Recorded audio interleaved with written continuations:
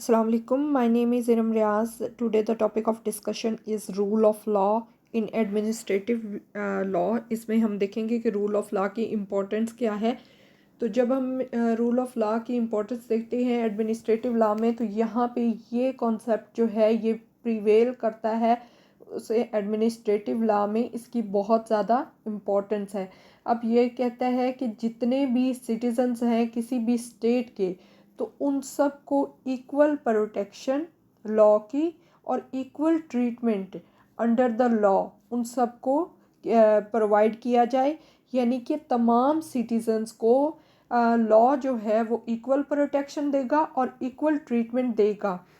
अब ये जो रूल ऑफ लॉ है एडमिनिस्ट्रेटिव लॉ में, तो ये क्या करता है कि ये प्रोवाइड करता है, ये बताता है ये कि किसी भी किस्म की डिस्क्रिमिनेशन जो है एडमिनिस्ट्रेटिव लॉ में वो नहीं होनी चाहिए और तमाम जो सिटीजन्स हैं they are equal before law.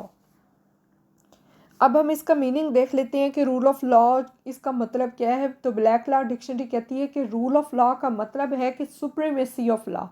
तो जब सुप्रीमेसी ऑफ लॉ के बारे में हम बात करते हैं तो यहाँ पे वो कहते हैं कि जितने भी डिसीजन होंगे तो उनमें जो लॉ के प्रिंसिपल्स होंगे उनके अकॉर्डिंग उनको अप्लाई करते हुए वो डिसीजंस दिए जाएंगे without intervention of the discrimination. तो ये ब्लैक लॉ कहती है कि रूल ऑफ लॉ का सिंपल मीनिंग क्या है कि सुप्रीमेसी ऑफ लॉ। दूसरा कि इसका मतलब है कि जितने भी डिसीजन दिए जाएंगे उनमें वो तमाम decision according to the principles of law होंगे और उसमें किसी किस्म की कोई भी डिस्क्रिशन नहीं होगी। अब हमारे पास आ जाता है कि what is rule of law. तो इसमें डिफरेंट जूरिस्ट हैं, डिफरेंट फिलोसफर्स हैं, उन्होंने रूल ऑफ लॉ की डेफिनेशन जो है वो डिफरेंट तरीके से दी है। तो यहाँ पे वेड कहता है कि रूल ऑफ लॉ जो है उसका मतलब है कि government should be subject to law rather than law subject to the government. अब यहाँ पे वो कहता है कि जो गवर्नमेंट है वो लॉ के मतहत है, ना कि लॉ जो है वो गवर्नमेंट के मतहत है। अब प्लेटो कहता है कि जो रूल ऑफ लॉ है वो सुप्रीम इन नेचर होता है और वो कहता है कि nobody is above the law. इसी तरह अरिस्टोटल कहता है कि law should be the final sovereign of the state. Sir Edward Coke कहता है कि the absence of arbitrary power on the part of the government. So these are different definitions of law which are given by different jurist. अब जब हम administrative law की बात करते हैं तो ये तमाम का तमाम एडमिनिस्ट्रेटिव लॉ ये डिपेंड करता है रूल ऑफ लॉ में। इसकी बेसिस जो है वो रूल ऑफ लॉ में है और डेलीगेटेड लेजिस्लेशन में है। तो ये दोनों चीज़ें जो हैं ये एडमिनिस्ट्रेटिव लॉ की बैकबोन है। तो रूल ऑफ लॉ एक ऐसा प्रिंसिपल है जिसको हर स्टेट जो है हर कंट्री वो इसको रिकॉग्नाइज करती है और वो ये समझते हैं कि रूल ऑफ लॉ की इम्प्लीमेंटेशन किसी भी कंट्री के लिए, स्टेट के लिए, सिटीजन्स के लिए बहुत ज़रूरी है। अब जब हम रूल ऑफ लॉ के बेसिक प्रिंसिपल को देखते हैं तो इसमें हमारे पास आ जाता है कि वो कहते हैं कि लॉ जो है ये सुप्रीम है, कोई भी पर्सन लॉ से अबव नहीं है। फिर क्या है कि थिंग्स जो हैं वो लॉ के अकॉर्डिंग की जानी चाहिए। कोई भी पर्सन जो है उसको किसी किस्म का कोई हार्म नहीं पहुंचाया जाना चाहिए except for the breach of law. तो फिर यहाँ पे आगे वो कहते हैं कि तमाम जितने भी लोग हैं वो इक्वल हैं बिफोर द लॉ और इक्वलिटी है लॉ में और लॉ जो है वो इक्वल प्रोटेक्शन प्रोवाइड करता है हर सिटीजन्स को किसी भी किस्म की डिस्क्रिमिनेशन आर्बिट्रेरीनेस के बगैर। और लॉ में वो कहते हैं इसके और बेसिक प्रिंसिपल है कि स्पीडी ट्रायल जो है वो होना चाहिए, फिर फेयर और जस्ट प्रोसीजर होना चाहिए, फिर इंडिपेंडेंट और इम्पार्शियल जुडिशरी जो है वो होनी चाहिए। अब डाइसी है उसका अकॉर्डिंग रूल ऑफ लॉ क्या है कि डाइसी कहता है कि absolute supremacy and predominance of regular law, तो that is called a rule of law. वो कहता है कि equality before the law, equal subjection of all classes to the ordinary law of land administered by the ordinary law of the courts. अब Dicey का concept ये है कि एक तो लॉ की एब्सोल्यूट सुप्रीमेसी होनी चाहिए और लॉ जो है वो कम्प्लीटली डोमिनेंट कंडीशन में हो, हर कोई इक्वल बिफोर लॉ हो, किसी किस्म की कोई क्लास कोई डिस्क्रिमिनेशन नहीं होनी चाहिए। तमाम लोग जो हैं जितने क्लासेस पाई जाती हैं तो वो तमाम की तमाम क्या हैं कि वो लॉ के मतहत हों। फिर वो कहता है कि किसी किस्म का कोई भी आर्बिट्रेरी पावर का कोई इन्फ्लुएंस ना हो, कोई आर्बिट्रेरीनेस ना हो। तो वो ये इस तरह डाइसी जो है वो डिफाइन करता है लॉ को। अब आगे देख लेते हैं कि डाइसी का कॉन्सेप्ट क्या है लॉ के बारे में। डाइसी इंग्लैंड का एक फेमस ज्यूरिस्ट था 1885 में। तो उसने अपनी एक बुक लिखी थी कि लॉ ऑफ द कॉन्स्टिट्यूशन। अब डाइसी का कॉन्सेप्ट जो है रूल ऑफ लॉ का वो ये है, वो कहता है कि तमाम के तमाम लोग जो हैं वो लॉ के आगे इक्वल हैं, चाहे वो प्राइम मिनिस्टर है या ऑर्डिनरी मैन है। तो लॉ जो है वो डिफ्रेंशिएट नहीं करेगा किसी भी पर्सन में, किसी भी ले मैन में या किसी भी बड़े ओहदे वाले पर्सन में वो डिफ्रेंशिएट नहीं करेगा। वो कहता है कि लॉ जो है, जब भी हम रूल ऑफ लॉ की बात करते हैं तो ये रिक्वायर करता है कि किसी तरह की भी कोई डिस्क्रिमिनेशन ना हो।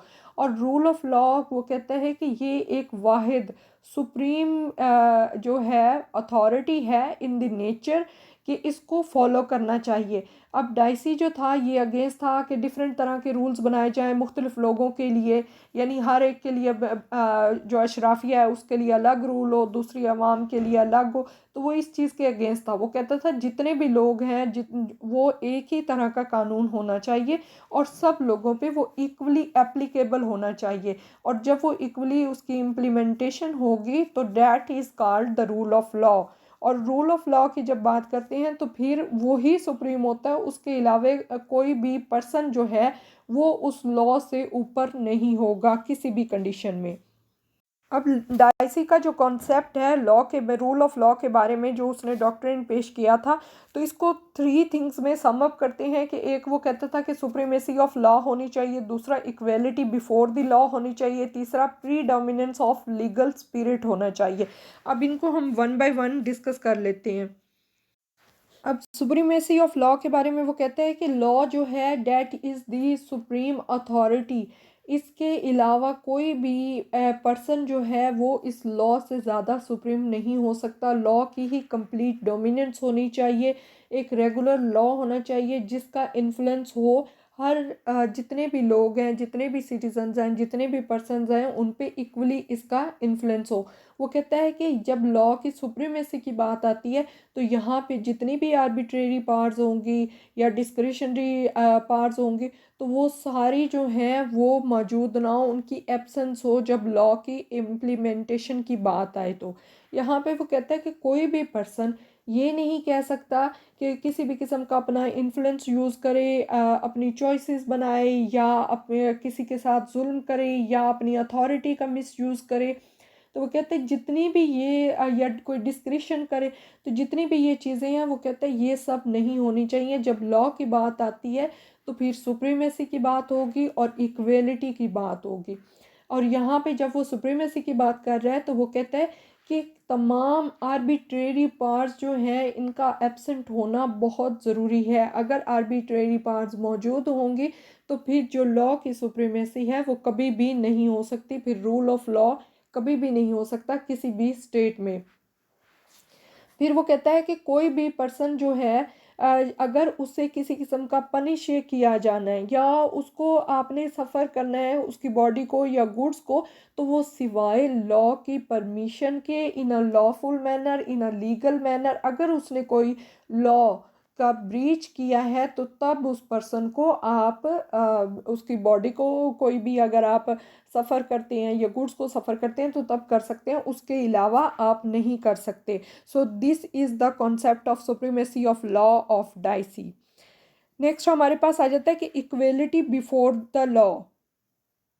जब इक्वेलिटी बिफोर द लॉ की बात आती है तो यहाँ पे डाइसी कहता है कि जब भी आपने रूल ऑफ लॉ किसी भी कंट्री में आप ये चाहते हैं कि रूल ऑफ लॉ हो, कानून की बालादस्ती हो, तो वहाँ पे क्या होता है कि आपने ये देखना है कि जो लॉ है उससे ऊपर कोई भी ना हो, लॉ सबसे ऊपर हो, लॉ सुप्रीम हो, फिर उस लॉ के सामने सारे पर्सन्स इक्वल हो, उनके लिए वो इक्वली एप्लीकेबल हो। वो कहता है कि कोई भी सेपरेट लॉ नहीं होना चाहिए, कोई किसी किस्म की डिवीजन ना हो कि फ़लाँ तबके के लिए अलग कानून है, दूसरे के लिए अलग कानून है। यानी अगर एक जुर्म एक पर्सन ने किया है जो कि गरीब है, और एक जुर्म ऐसे पर्सन ने किया जो कि अमीर है, या किसी किस्म का कोई ताकतवर ओहदा उसके पास है, तो यहाँ पे डाइसी कहता है कि जब आप इक्वेलिटी की बात करते हैं तो आप दोनों को सेम तरीके से पनिश करेंगे, सेम लॉ के अकॉर्डिंग।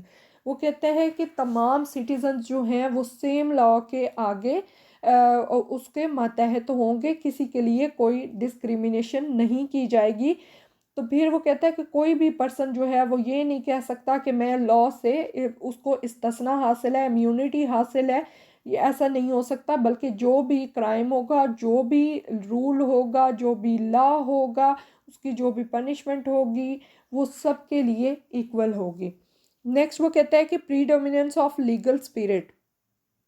इसमें वो कहता है कि जो जनरल रूल हैं कॉन्स्टिट्यूशनल लॉ के, वो कहता है ये जितने भी जनरल रूल हैं, ये जो जुडिशल डिसीजंस आते रहे हैं, ये उनका रिजल्ट है। फिर वो कहता है कि यही जो जुडिशल डिसीजंस हैं या जुडिशल बॉडीज़ हैं, ये डिटरमिन करती हैं राइट ऑफ प्राइवेट पर्सनस। और जजेस का रोल क्या होता है कि ये सेफ गार्ड करते हैं किसी भी पर्सन के राइट को, उसकी लिबर्टी को, यानी these are the guardians of fundamental rights of all the citizens. अब ये डाइसी का जो रूल ऑफ लॉ का कॉन्सेप्ट है, इसके बहुत सारे एडवांटेजेस भी हैं, फ़ायदे भी हैं, नुकसानात भी हैं। तो यहाँ पे इसके फ़ायदे में वो कहते हैं कि ये डाइसी का जो रूल ऑफ लॉ का कॉन्सेप्ट था, इसने बहुत ज़्यादा हेल्प की, सपोर्ट किया एडमिनिस्ट्रेटिव अथॉरिटीज़ की, जितनी भी पावर्स थी उनको लिमिट करने में, और ताकि वो जितनी उनकी पावर्स थी उनका एक्सेस यूज़ ना करें। सो ये उसका एक प्लस पॉइंट था। फिर वो कहते हैं कि इसके डाइसी का जो ये कॉन्सेप्ट था, इसने बहुत अहम रोल प्ले किया है for the growth and recognition of administrative law. तो जितने भी एडमिनिस्ट्रेटिव एक्शन लिए जाते हैं, जो भी एडमिनिस्ट्रेटिव रूल्स बनते हैं, उनको ये डाइसी का कॉन्सेप्ट जो है, इसने एक टेस्ट का स्केल दे दिया है। तो इसके ऊपर उसको उनके एक्शंस को नापा जाता है कि आया these are according to law और नॉट। लेकिन उसके साथ साथ इसके बहुत ज़्यादा कुछ नुकसानात भी हैं, डिमेरिट्स हैं। तो उनमें वो कहते हैं कि ये इसकी थ्योरी जो है ये पूरी तरह एक्सेप्ट नहीं की गई थी। फिर के फेलियर था इन डिफ्रेंशिएटिंग बिटवीन के डिस्क्रिशनरी पावर और आर्बिट्रेरी पावर, जो ये बार बार कह रहा है कि वो उनके एब्सेंट होना बहुत ज़रूरी है। तो यहाँ पे उसने डिस्क्रिशनरी पावर और आर्बिट्रेरी पावर जो थी उनमें किसी किस्म का कोई डिफ्रेंशिएट नहीं किया। अब हमारे पास यहाँ आ जाता है कि International Commission of Jurist approach to the concept of rule of law. तो यहाँ पे वो कहते हैं कि इंटरनेशनल कमीशन ऑफ ज्यूरिस्ट जो है इन 1959, जिसको डिक्लेरेशन ऑफ दिल्ली भी कहा जाता है, तो उसमें उन्होंने एक्नॉलेज किया था कि जो लॉ है should be the admiration of supreme value of human dignity.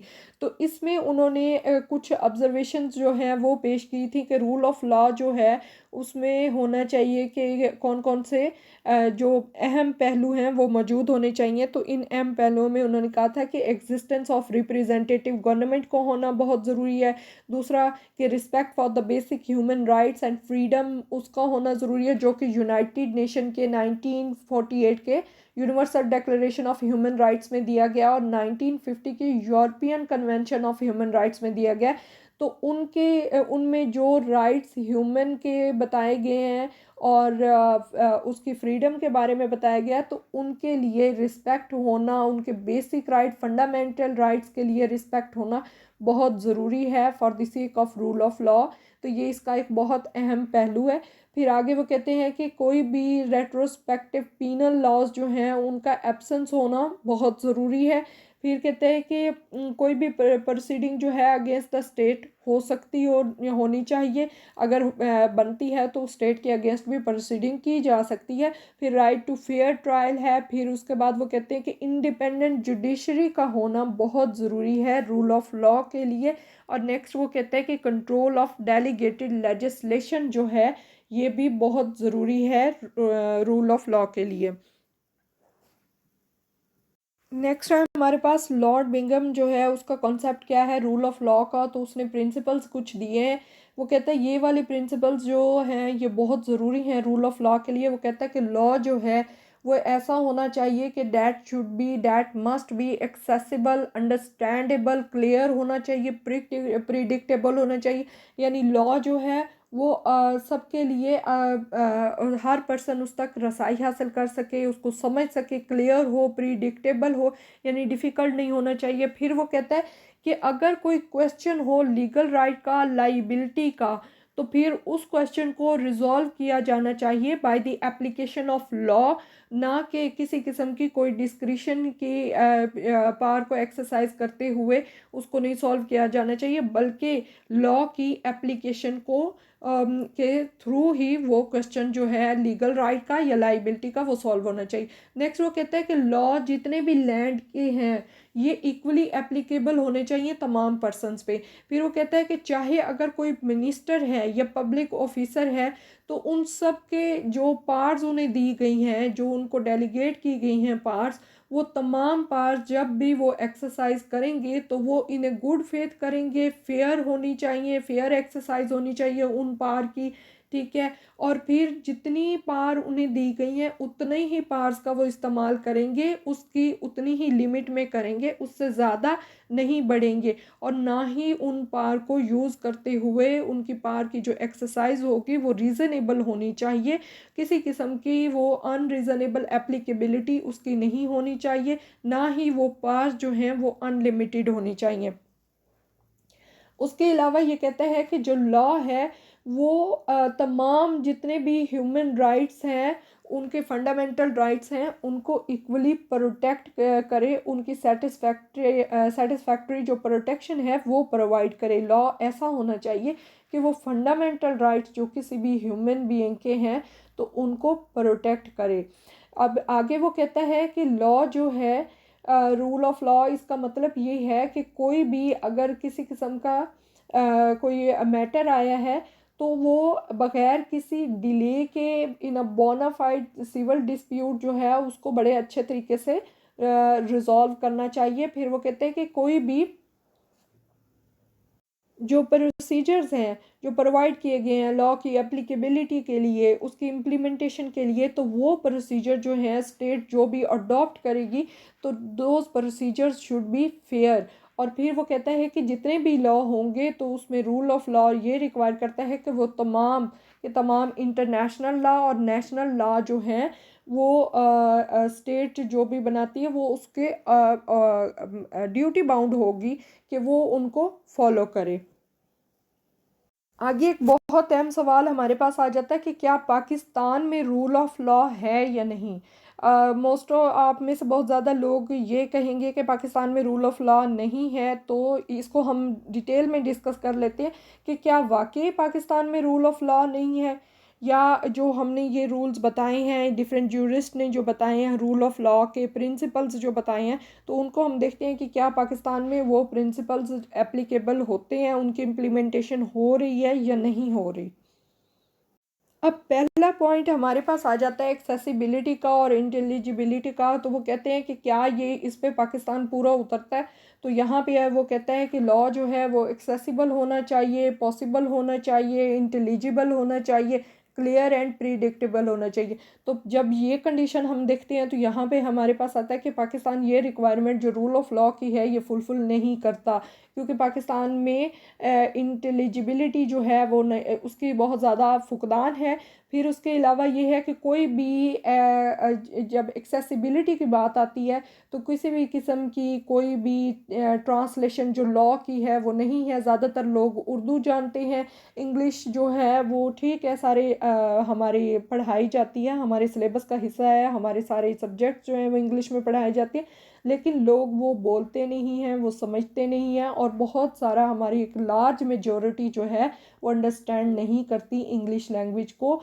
तो यहाँ पे उर्दू में कोई भी लॉ जो है इसकी प्रॉपर जो ट्रांसलेशन है वो नहीं है। जब भी हम गूगल पे जाते हैं कोई लॉ ढूंढ रहे होते हैं तो हमें कोई भी ऐसा लॉ जो है ऐसा एक्ट जो है या कोई बनाया गया हो तो वो हमें उर्दू में नहीं मिलता या बहुत मुश्किल से मिलता है।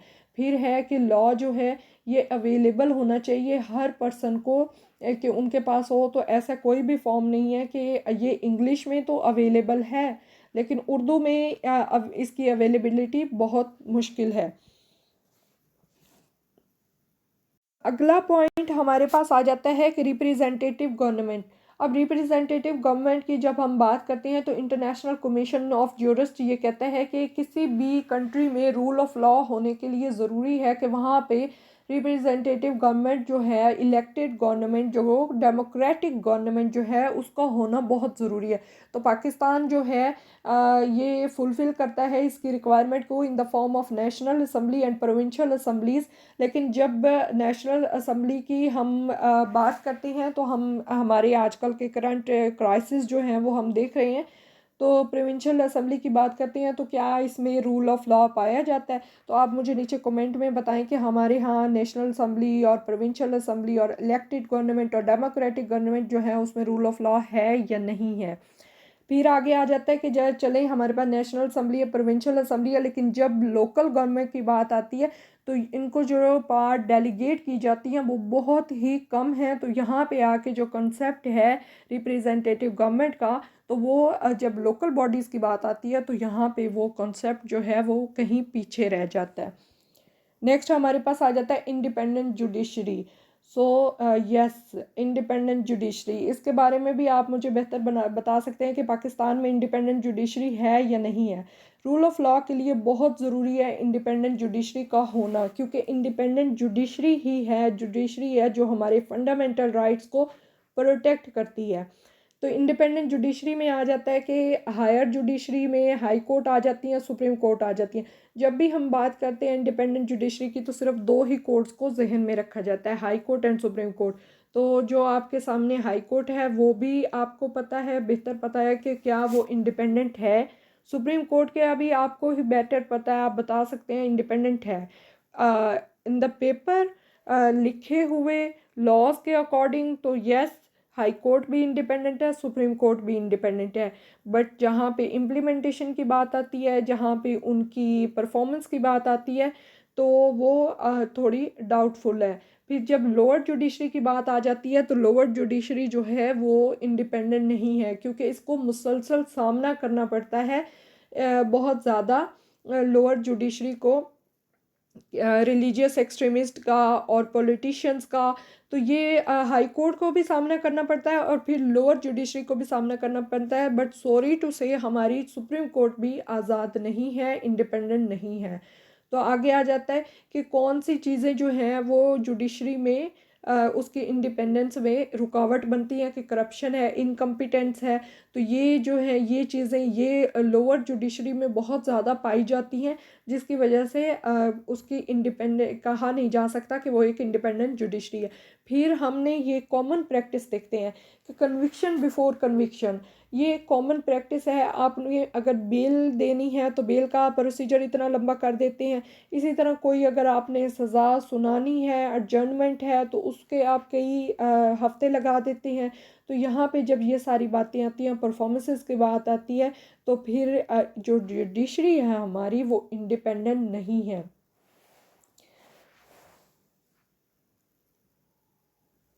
आगे हमारे पास आ जाता है राइट टू फेयर ट्रायल। अब राइट टू फेयर ट्रायल की बात आती है तो हर पर्सन के पास, हमारा कॉन्स्टिट्यूशन भी ये कहता है कि हर पर्सन को राइट टू फेयर ट्रायल जो है वो दिया जाता है।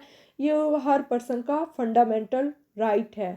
तो जो हमारा कॉन्स्टिट्यूशन है, जो हमारी वो ये शेल्टर करता है हमारा ये जो फेयर ट्रायल का राइट है इसको।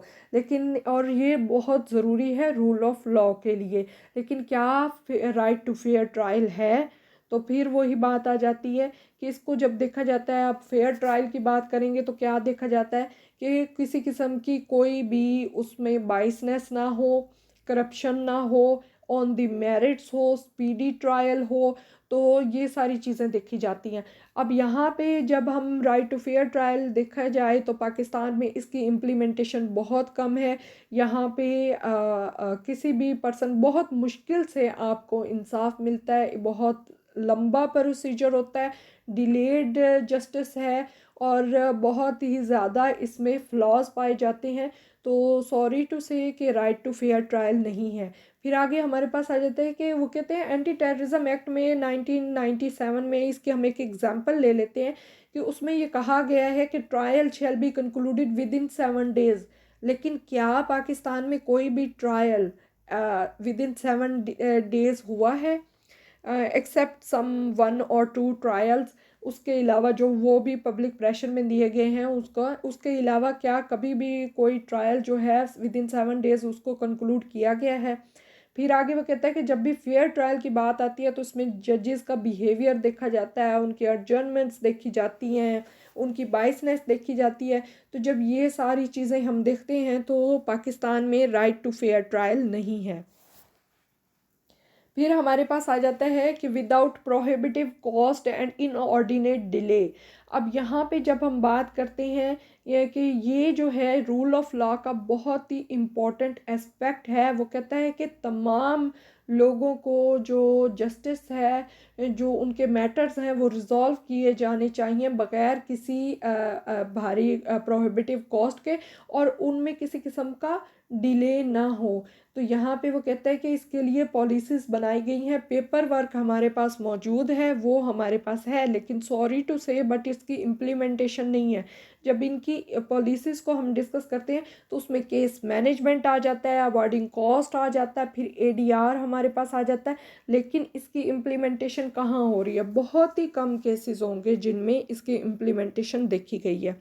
फिर हमारे पास नेक्स्ट आ जाता है कि इक्वालिटी बिफोर द लॉ।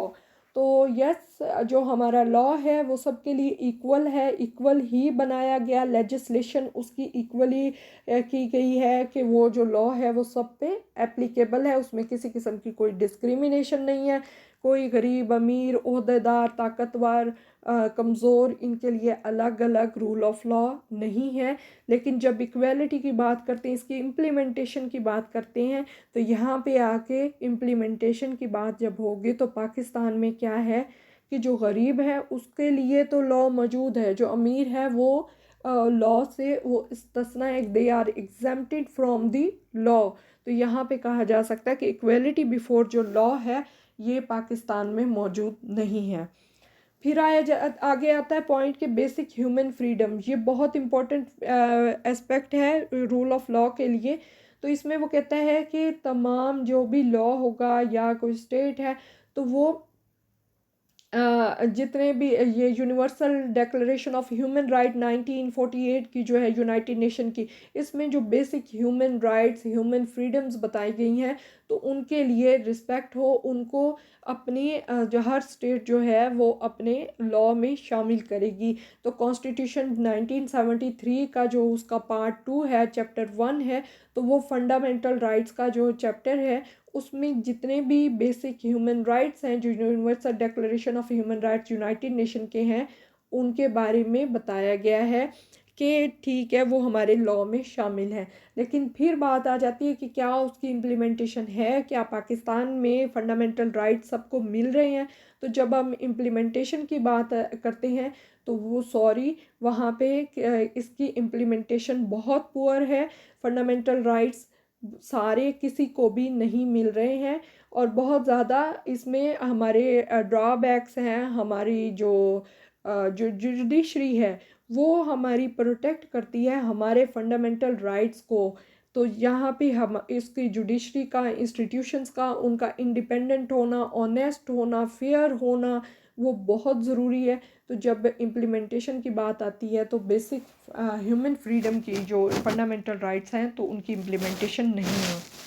आगे हमारे पास अदर रिक्वायरमेंट्स जो हैं वो रूल ऑफ लॉ की वो हम देख लेते हैं कि absence of back dated penal laws, retrospective penal laws जो हैं उनके एब्सेंस होनी चाहिए। तो इसको आर्टिकल 12 जो है कॉन्स्टिट्यूशन ऑफ 1973 का वो प्रोटेक्ट करता है, वो देता है प्रोटेक्शन अगेंस्ट रेट्रोस्पेक्टिव पनिशमेंट।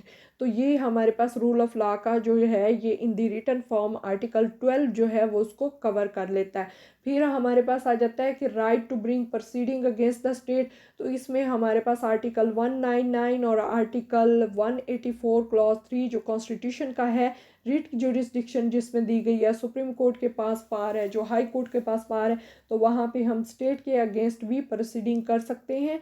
और वो जो ये रिट जुरिस्डिक्शंस हैं ये जितने भी पाकिस्तान के सिटीजन्स हैं उनके बहुत हद तक उनके जो फंडामेंटल राइट्स हैं उनको प्रोटेक्ट करती है। और इन पे हम अक्सर देखते हैं कि हमें स्पीडी जस्टिस मिल रहा होता है जब हम रिट्स करते हैं। फिर आगे आ जाता है कि जुडिशल रिव्यू जो है ये बहुत इंपॉर्टेंट है रूल ऑफ लॉ के लिए। तो जो पावर ऑफ रिव्यू है ओवर लॉ मेकिंग और एडमिनिस्ट्रेटिव एक्शन, तो इन पे होनी चाहिए। तो जुडिशल रिव्यू जो है ये मौजूद है हमारे कॉन्स्टिट्यूशन में भी और हमारे एडमिनिस्ट्रेटिव लॉ में भी, और इस पे किसी हद तक इम्प्लीमेंटेशन होती भी है और नहीं भी होती।